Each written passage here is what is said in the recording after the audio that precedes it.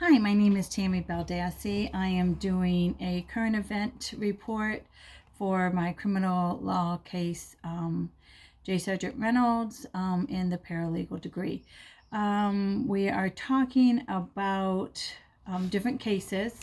We are also talking about if you commit a crime in Virginia, you are prosecuted in Virginia. If you plan to commit a crime in another state and perform it in Virginia, you're still charged in Virginia. Or if you plan it and then go to another state and do it, you could also be charged in Virginia. So based on that, we also read two cases, Veltrez versus Commonwealth, which talked about self-defense, and also Carey versus Commonwealth, which talked about right to bear arms. So with those topics and our conversation during this week's studies, I read a little bit about what Virginia's self-defense law is, which states Virginia defines, is very broad, as the amount of force used to defends oneself that is not excessive or reasonable in relation to the perceived threat. I got that from a website. I kind of quoted it verb because I'm not sure exactly how. I will have the website at the end of the video if you want to go and read that. Also,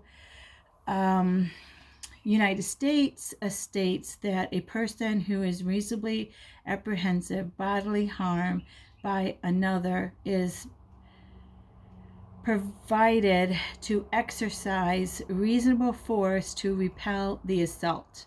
Now, those definitions are so broad and can be used in so many different situations that it's become a more case-on-case base, or case law, as we call it.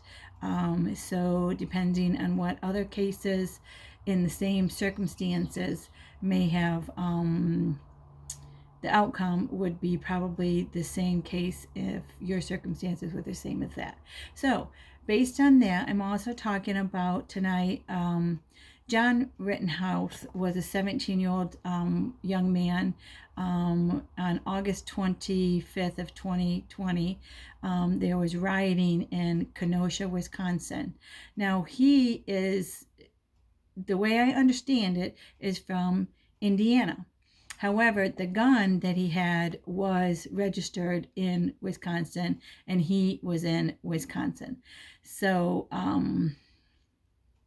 oh, it might have been Illinois. I'm so sorry. I can't remember now because it started with I. But the interview that I've got the information from was an interview with Tucker Carlson on Fox News Tonight on August 31st, 2020. You can look that up on YouTube. It is there. So what I'm talking about is John Pierce from Pierce and Bainbridge Law Firm is defending Mr. Rittenhouse, stating of self-defense. He is stating that it was clearly self-defense because it was a war zone, and that protesters were actually aggressively attacking him or chasing him. And one of the words that I heard, which I didn't really find a meaning to, but it said that the crowd was yelling for his to be craniumed. And I'm thinking that has something to do with hurting his head because cranium. But anyways, his defense from Mr. John Pierce, they're going to use the Second Amendment, Title 10, Section 246, which states about militia and consulting of all able-bodied male at least the age of 17. That was the Wikipedia definition. So he said that was going to be very unconstitutional. And then they're going to use that as his defense because this was a war zone. And in Wisconsin, you can legally open carry. And he was at the age to be able to legally carry this firearm. Also, stated that there was someone that was actually pointing over top of him in the videos, pointing a gun at him, and he did shoot that man in the arm.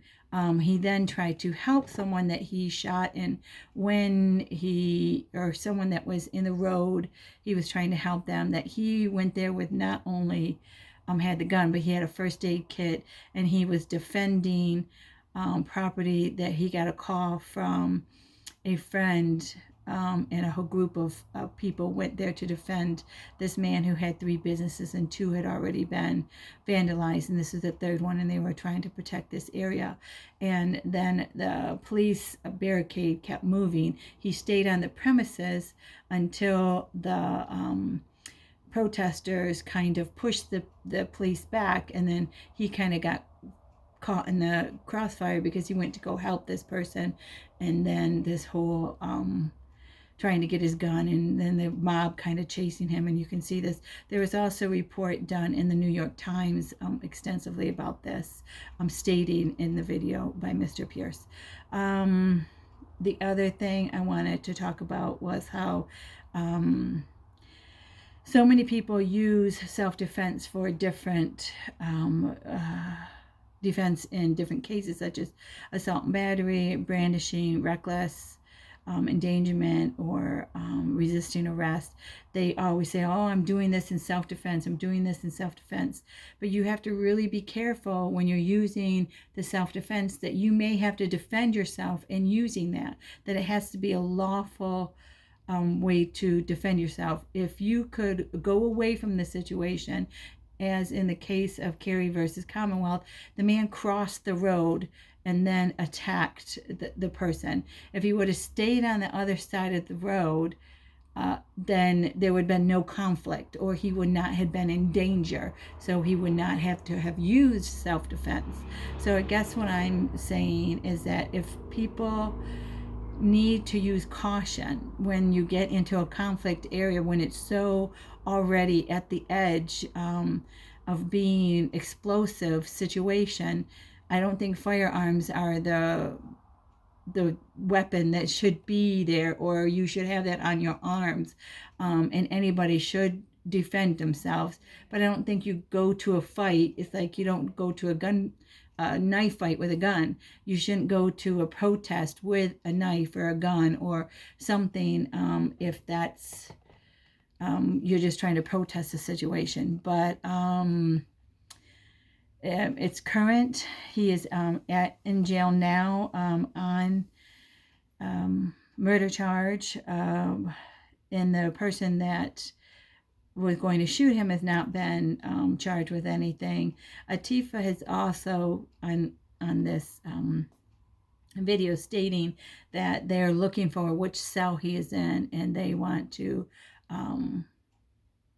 attack him or kill him, or I'm not sure exactly what. But anyways, well, that is this week's current event. Thank you very much for watching, and have a good day.